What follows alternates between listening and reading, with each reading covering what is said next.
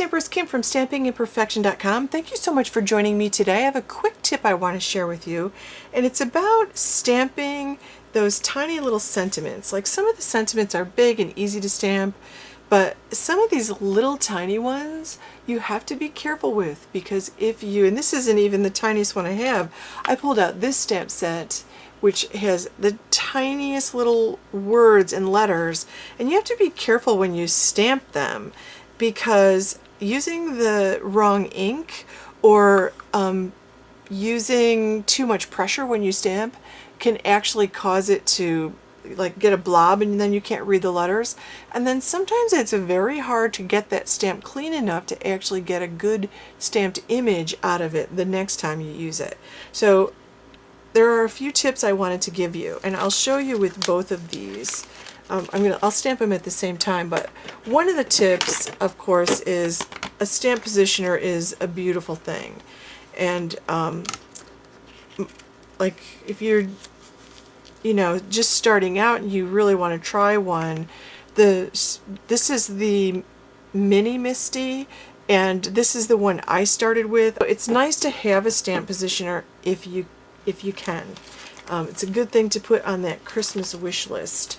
So I'm going to just take one of these, and I love the sentiment, "You always make me smile."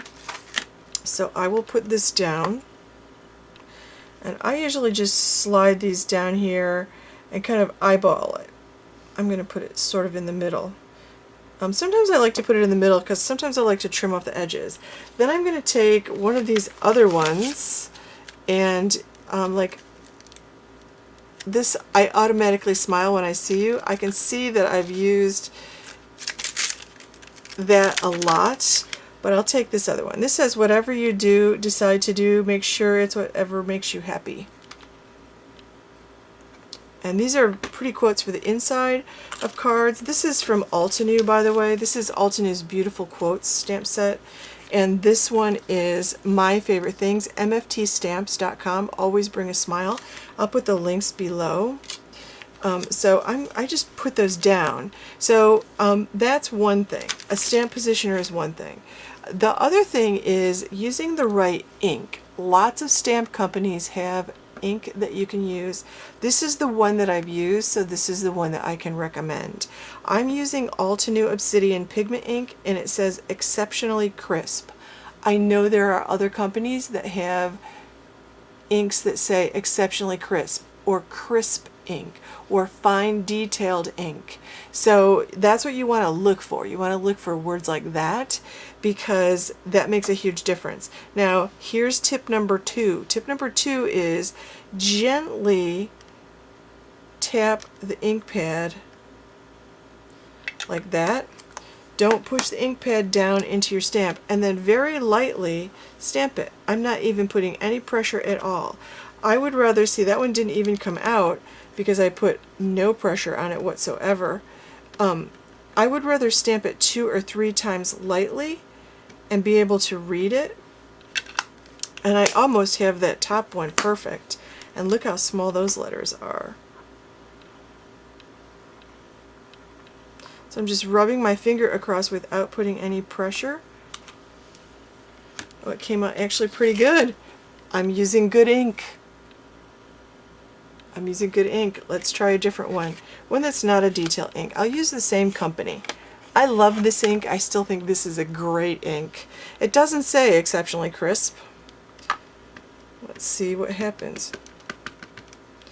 And so it's better to tap lightly with the ink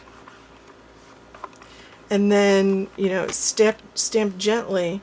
I cannot make this not work. Altenew inks are too good.